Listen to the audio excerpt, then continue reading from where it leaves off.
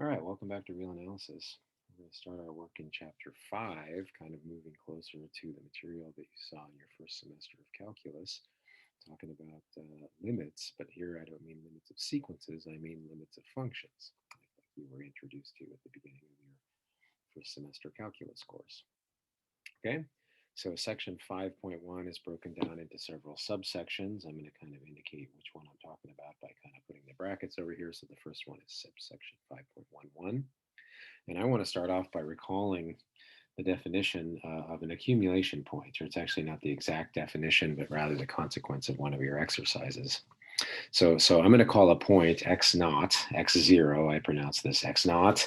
I'm going to call a point x naught in R an accumulation point for a set E. If no matter how you choose a positive number, I'm going to denote it by delta here. In the past, it was denoted by C or epsilon. It doesn't matter what you call the positive number. I'm going to call it delta here to make the notation consistent with this section. There's some point in the deleted neighborhood of x naught with radius delta and E. So that is, there's some point in E whose distance from x to x naught is less than delta. That distance is positive because x is not equal to x naught. Okay, so that's what I mean by an accumulation point. It's an accumulation point of a set if every open neighborhood of that point intersects the set in some place other than the center. So in particular, x naught may or may not belong to E, but this other point is always sort of a different point. It's always guaranteed to exist to be a different point. Okay, so we've gotten some sense of this notation, of this notion, accumulation point. Here's kind of the main fact about it that I'm going to have in mind, at least recently. Accumulation points are precisely points that are limits of sequences in E. So this isn't a theorem in your book. I'm using my enumeration scheme, but it's an important idea. Let's call it theorem A. And it says exactly that some element of the real numbers is an accumulation point of a subset E of R if and only if there's a sequence, all of whose terms are in E, none of whose terms are equal to the accumulation point x naught, and the sequence converges. Okay, so accumulation points are precisely points where sequences with distinct values from the point x naught itself converge to x naught. All right, and that distinct thing is to kind of rule out sequences that are eventually constant so that isolated points could be limits of sequences. You guys have thought about that in some of your homework. Okay, so let me just kind of walk you through the proof here. These proofs, once you have the definitions digested and kind of the main ideas down, these proofs are pretty readily digestible. So it's an if and only proof, if and only if proof. So let's suppose that x naught is an accumulation point of E, okay, and we have to build such a sequence. How to build it? Well, if it's an accumulation point, then every open neighborhood contains a point different from x naught that's in E. So I'm going to pick some strategic open neighborhoods. If for every natural number, if I take, say, the radius of my neighborhood to be 1 over n, then I'm guaranteed there's a point. I'm indexing it with an n because it depends on n that's in the radius 1 over n neighborhood of x naught, but it's not equal to x naught itself, and it's in E. Okay, so this point xn, it's in E for every natural number. None of them are equal to x0 because I always use deleted neighborhoods, and the distance between xn and x naught is less than the radius of the neighborhood, that is 1 over n. So you could kind of skip ahead right now if you believe that such a sequence converges to x naught. But just to prove it to you, if you choose any epsilon, then take capital N to be bigger than 1 over epsilon. So if little n is bigger than or equal to capital N, then little n is bigger than 1 over epsilon. So 1 over n is less than epsilon. All right. So when n is greater than or equal to capital N, my sequence terms differ from x naught by less than epsilon. That's exactly what it means to converge to x naught. Nice. Okay. You can draw a picture to kind of visualize that proof. Stop the video and sort of draw a picture. The second half of the proof, how does it go? Well, this time, let's suppose that I've got some point x naught in the real numbers, and I've got a sequence xn. It's all of whose terms are in E, none of whose terms are equal to x naught, and it converges to x naught. I want to try to show x naught's an accumulation point of E. Okay, so give me a neighborhood radius, give me a positive delta. Well, certainly because of the convergence, there's some n, so that if the index is greater than or equal to it, the distance between xn and x naught is less than delta. That's by definition 2.6. We already said none of these sequence terms are x naught, so those xn's by definition are in E, we said it, and they're also in the deleted delta neighborhood of x naught because they're within the right distance and none of them are equal to x naught. So by definition, x naught's an accumulation point. Nice. So accumulation points are precisely the things where sequences in E, none of whose terms are x naught, converge to x naught. Okay. So here is the definition that you probably saw in your first semester of calculus, although it might not have been given this rigorously. So it's a definition of what I mean by the limit of a function. So if you give me some function from a set E to R, so it's defined on E, it's real valued function, and you take some accumulation point of E. It's a little bit of a technicality. I mean, this definition would work if X wasn't an accumulation point. But if it's not an accumulation point, then you can get kind of trivial results that are true about limits. I mean, remember from calculus that kind of intuitively what this means is the outputs are close to L when the inputs are close to X naught. Well, if X naught's not an accumulation point, it might not have inputs close to it. So then this for every whenever you have a point that's inside this delta neighborhood, if x naught was an isolated point, there'd be no such points. So this would sort of be a vacuous statement, and anything could follow from it. So it's a little bit of a technicality, but everywhere when I talk about limits of functions, the point that I'm taking the limit at is always going to be assumed to be an accumulation point of the set E. Okay? And then I'm modifying the author's statement just a little bit respectfully here, but I want to quantify L as well. So if L is some real number, then we're going to write this symbol and pronounce it just like you did in calculus. The limit as x goes to x naught of f of x is equal to L. I'm going to write that if for every number epsilon, so universal quantifier, there exists a number delta. Certainly it depends on epsilon. You can emphasize that if you want to by writing delta of epsilon. It depends on it. And then what do we mean? The outputs f of x differ from L by less than epsilon in absolute value whenever x is a point in the domain differing from x naught by less than delta. All right. So if you rephrase that in our neighborhood language, for an accumulation point x, I'm going to write that the limit as x goes to x naught of f of x is L if for every epsilon there's some positive number delta, such that if x is in the deleted delta neighborhood of x naught, then f of x is in the epsilon neighborhood of L. Okay, so just saying it out loud again, if x is within delta from x naught but not equal to x naught, then f of x is within epsilon from L. That's what I mean by the limit. Let's illustrate what a calculation looks like using that definition. Let's show that for the linear function here, 4x plus 5, that its limit as x approaches 2 is 13. Just like with sequence limits, the definition doesn't tell you that. You have to have a guess. So I'm suspecting that the outputs of 4x plus 5 will be very close to 13 when x is near 2. And here's how I would prove it. Well, in order to find the delta, we have to have a little bit of a discussion. I want f of x minus L to be less than epsilon when x is close to 2. And I have to figure out, well, how close? What's delta? All right, so doing a little bit of algebra, I need 4x minus 8 in absolute value to be less than epsilon. That's the same as 4 times x minus 2 in absolute value less than epsilon. That's the same as x minus 2 divided by, is less than epsilon divided by 4. So that kind of tells me what to take the delta. Each one of those steps is kind of algebraically reversible. If x minus 2 is less than epsilon over 4, and again, I don't care if x is equal to 2, so if x minus 2 in absolute value is positive, but less than epsilon over 4, well, then the line above it is true, and then the line above that is true, and the line above that is true, and that's exactly what I mean by this limit. Okay, so I've written out the proof here. Maybe I can leave that visible there. The proof, as usual, wouldn't have any of that backstory in it, right? The proof just kind of coldly says, okay, given an epsilon, take delta to be epsilon over 4. How did I get it? You don't have to tell your reader. In fact, in your homework, I'd rather you omit this part of it. I just want to see the proof. I won't question it if it works.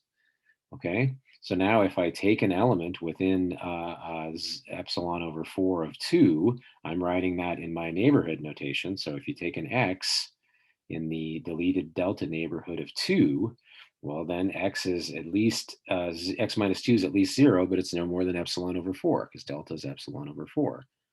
Now I'm just doing the algebra. So multiply both sides by 4.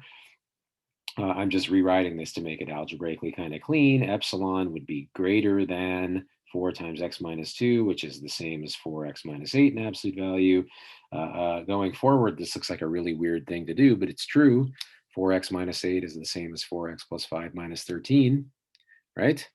So that shows that 4x plus 5 is in the epsilon neighborhood of 13 whenever x was in the deleted delta neighborhood of 2. So that's it by the definition. We have the limit. All right. If I were writing this up for homework, maybe a nice kind of finishing sentence here, therefore the limit is equal to blah, blah, blah, blah by cite the definition number. Just going to leave it like that for the homework here. So I already did this, and in that proof, I kind of kept writing both notations, but I'm going to kind of stick to these neighborhood notations. I like them more, and it's, I think, a cleaner way to think about it. So remember that when I write that something is in the delta neighborhood of x naught, that's just equivalent to this distance statement. That it's not, x is not equal to x naught, the distance is positive, but the distance is less than delta. Writing f of x is in the epsilon neighborhood of L just means that the distance between f of x and L is less than epsilon. So I'm going to tend to be writing these kind of things in the proof, but it's important that you understand that they mean these statements about distance, right? Being in an epsilon neighborhood is just a statement about distance. Okay, so moving ahead here, what's in section 5.2? Section 5.1.2, basically it says that we don't want to waste all that hard work we did in this course about sequences. Okay, so this theorem B, I'm calling it, again, not numerated this way in your book, denumerated this way in your book,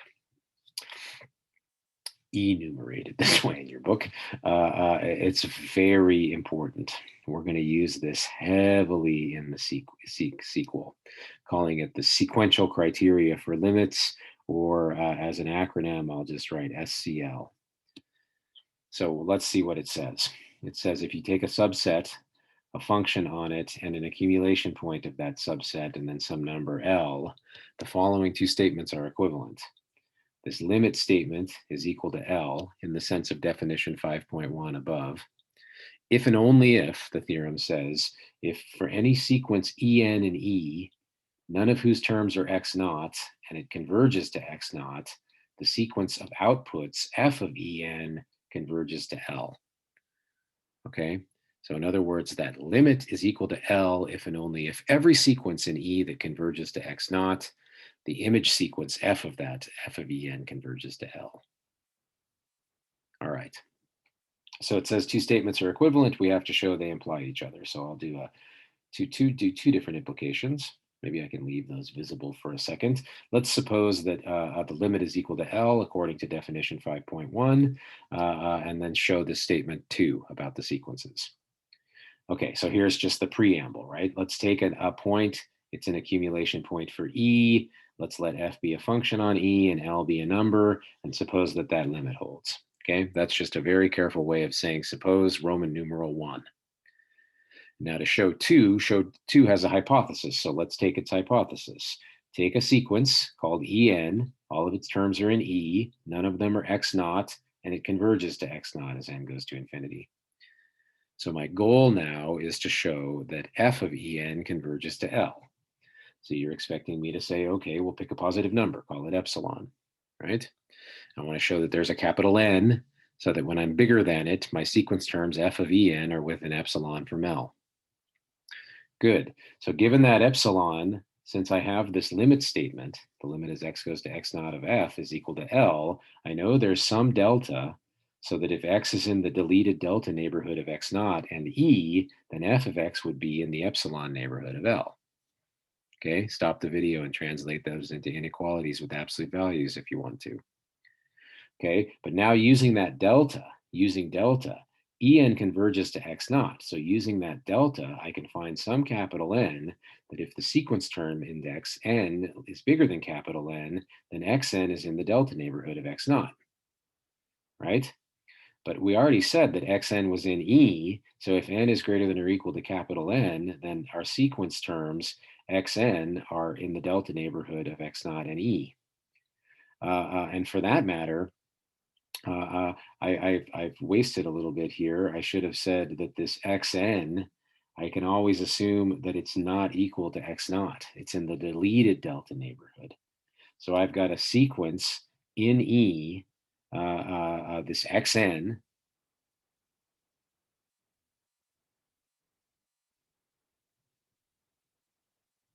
Sorry, I'm pausing. I'm confusing myself. I don't want to edit this video, but I've changed the letter X to the letter E unconsciously here. So let me back up. So En converges to X naught. So given delta, there's a capital N such that if n is greater than or equal to n, I need to fix this one right here. En.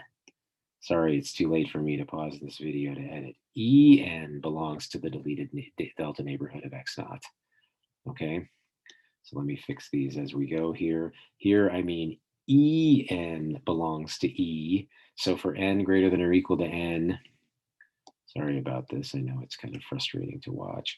En belongs to the deleted delta neighborhood of x naught and E, right?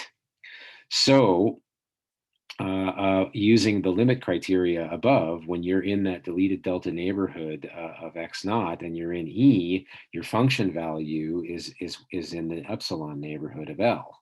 So f of En belongs to the epsilon neighborhood of L.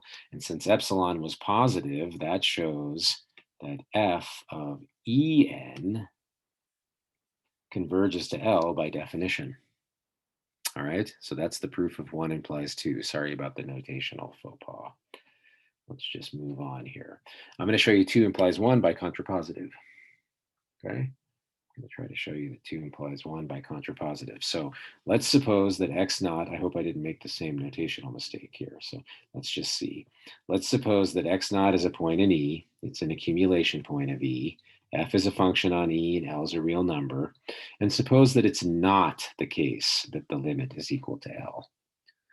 So negating definition 5.1, it must mean there exists some positive number epsilon, such that for every delta, I can find an x in the deleted delta neighborhood of x naught and E, and f of x is not in the epsilon neighborhood of L. That's just negating definition 5.1. So I can do that for every delta. So take delta to be 1 over n for every natural number. And I can find something called E sub n. So far, I'm off to a good start. E sub n is in the deleted 1 over n neighborhood of x naught and E, but f of it is not in the epsilon neighborhood of L. Okay, E sub n is in the deleted delta 1 over n neighborhood of x naught and E for every n. So E sub n is going to converge to x naught, and it cannot equal x naught for any n. I'm going to leave the details of that to you. Okay, if you're in the 1 over n neighborhood for every n, then as a sequence, you're going to converge to the center of that neighborhood. Stop the video and supply a little epsilon definition 2.6 proof of that. But for every one of those n's, f of En is bounded away from L by epsilon. It's not in this epsilon neighborhood for every n. So that sequence can't converge to L. The sequence terms in the F sequence, the image sequence, are not going to get close to L because their distance from L is always at least epsilon. Again, supply the details. All right, so what does that mean? It means if I'm supposing that it's not the case that this limit holds, then I can find a sequence in E that converges to x naught, but f of it doesn't converge to L. So that is 2 doesn't hold. So logically, what I've just shown is that not 1 implies not 2, and so therefore 2 implies 1 by the contrapositive. Cool. Okay, let's look at an example. How to use that sequential criteria for limits. I could prove this example with an epsilon delta argument. If I take the function x squared on the real numbers, take any real number x naught, the limit as x goes to x naught of f of x is x naught squared. Of course, every real number is an accumulation point for the entire set of real numbers. So the limit statement makes sense. And we could do that epsilonically. It wouldn't be that big of a deal, right? In fact, some of the exercises, I don't think I assigned them, but you should do it. You should write a definition 5.1 proof of this. I want to show you the sequential criteria. So how to prove this? Well, let's take our x naught. It's an accumulation point for the set of real numbers. And so by our first theorem, theorem A, there is a sequence of real numbers, none of whose terms are x naught, that converges to x naught. Okay? Now, an old theorem that we proved about sequences says that if a sequence en converges to x naught, well, then en squared will converge to x naught squared. It was one of your homework problems, actually. In fact, you proved it in two different ways. You proved it using the theorem 2.16 and also from scratch. Okay, well, if that sequence converges to x naught squared, it was an arbitrary sequence converging to x naught, then the limit statement holds. All right, so I just used the sequential criteria by theorem B, the sequential criteria for limits. We just showed any sequence that converges to x naught, its image sequence converges to x naught squared, so that means that that limit holds. Why is that so much quicker than the epsilon proof? Well, because we did the epsilonics back in the sequence chapter.